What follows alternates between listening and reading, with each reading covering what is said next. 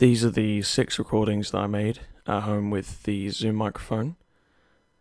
I put them all into Logic so that I could decide which ones I wanted to use for the song and if they sounded like they could be mixed into the song. After I'd chosen the sounds that I wanted, I put them into separate tracks and then started to trim down the audio files so I could put them into a beat. The next thing that I did was line up the audio files so that I could put them in a drum formation and then EQ them to make it sound more like a drum. After I put the drum beat in a formation that sounded good and then EQ'd it, I decided to put the next part in, which is the car engine turning on. I later decided that this didn't quite work with the song and I changed it out for some other sounds. These are the audio waveforms for the sounds that I recorded. The first one is the car engine turning on. I wanted to make the bass more loud and then cut out some of the high-end sound so that you could just get the engine readying up. And the second one is the pop from a syringe for medicine. I wanted to have more of a bass sound from it and then cut out the high end so that you couldn't hear the pop as much and it sounded more like a kick drum. Okay, so for this next bit I actually went into flex mode in Logic so that I could change the notes of the pop from the syringe. This is because I wanted to make it a lot of a lower note and then mess around with it and see if I could make a sort of pattern with the pop. I then started putting this beat together, as you can see with the pops. These are the smaller audio files, and then the car engine. I trimmed it down so it was just when the car was revving up, so that you could get the sort of build up and then the drop down. I tried to work in the car revving up with the bike wheel spinning and then the pops, but it didn't quite work as well as I thought it would. So this is a picture of the beat that I decided to go with after I'd gotten rid of the engine. I didn't really think that the engine worked with the sort of style that I was trying to make. So I switched out the engine with the bike wheel spinning against a ruler. It worked a lot better and it's still in the final song. This screenshot shows the pretty much bass form of my beat for the whole song, well, for the intro.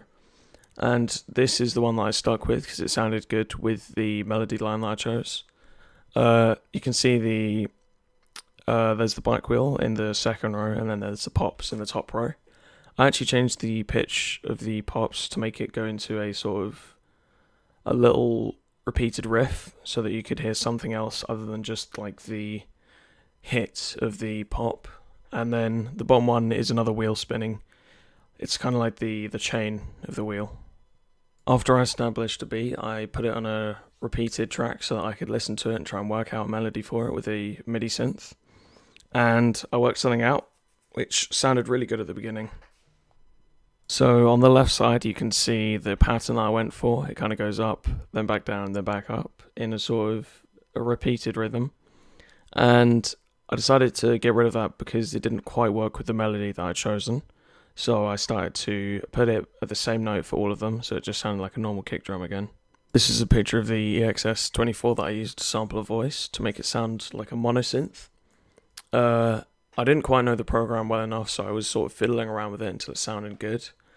And in the end it didn't work with the style that I wanted, so I decided to get rid of it. Some of the beat sounds are sounding a little dry and empty, so I put some space sound around it to give it some reverb to make it sound like it's more of a drum rather than an object. I decided to put a guitar instead of the synth because I can work better with a guitar in making melodies and making songs because I'm not massively skilled in using synths. This is one of Logic's preset amps. It's called Blue Wave and it sounded really good with the style that I wanted to go for. It also worked well with the beat and with the chords and solos, so I decided to keep it in. So I decided to change the sounds from the original ones that I recorded at home. I kept the bike wheel spinning, but I wanted to get a better drum sound rather than a pop. So the kick drum that I used, or the bass drum, I got a drumstick and I hit the leather chair where the seat is, and it sounded really good because it was quite bassy and it didn't have much of leftover sound after. And the second one is the cushion of the red chair. This had a sort of softer sound that you could put in the background I didn't actually put this in because I felt that the bass drum from the leather chair was good enough to cover that. And the third picture is actually hitting the plastic on the side of the chair. This was a sort of hi-hat sound that I could put in the background, which added some more character to the song. I believe the microphone that I used to record this was the 57, and I wanted a large condenser mic so that I could get the sound rather than it all being focused into one spot on the microphone. It would get the sound from the room as well, bouncing back and then hitting the mic.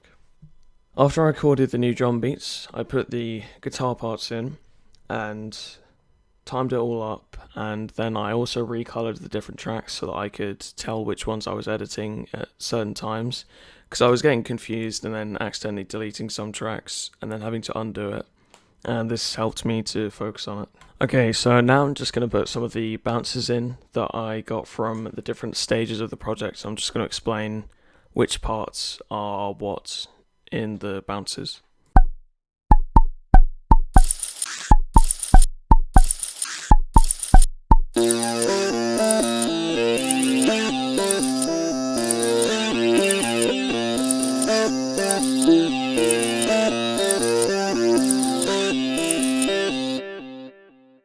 Okay, so the opening of that song was the edited pop with flex mode.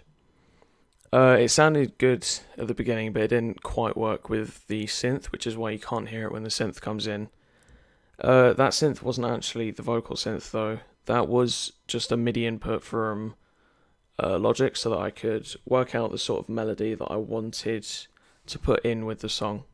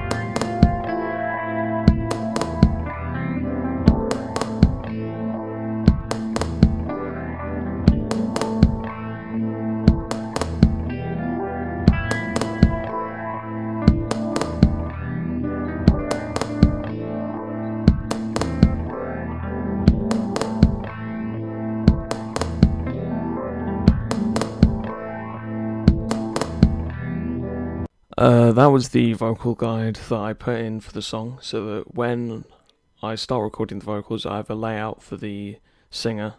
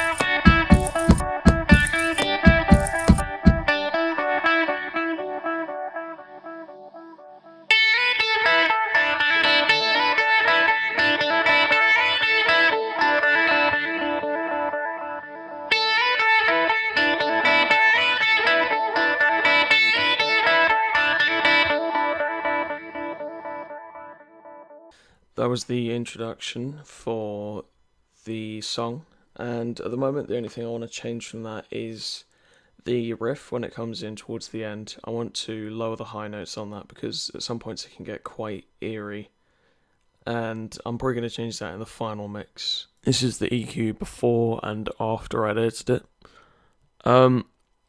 So before the edit, the high notes on the main riff were really eerie, and they didn't sound very good coming through speakers or headphones because they sort of dug into your ears.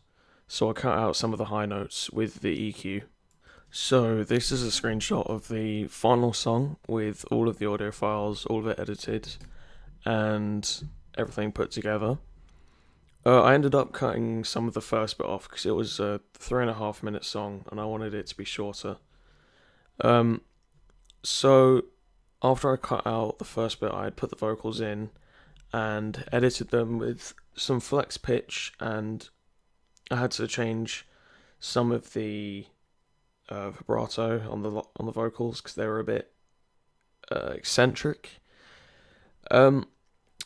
On the repeated line "Restless Sleep," I ended up making a vocal track separate to the other vocal track, which was playing the original tone, and then it also played an octave below that as well. This gave it a sort of like a different feeling or different meaning to the song. I didn't write the lyrics on my own. I got one of my friends from outside of college to help me write them. He also sung them for me and recorded them at his college facility. I also messed around with some of the panning on the vocals, trying to figure out if it would sound good if I sort of went left to right throughout the song. But I decided to not do that because it didn't sound right with the guitar having a mild pan as well as a built-in effect.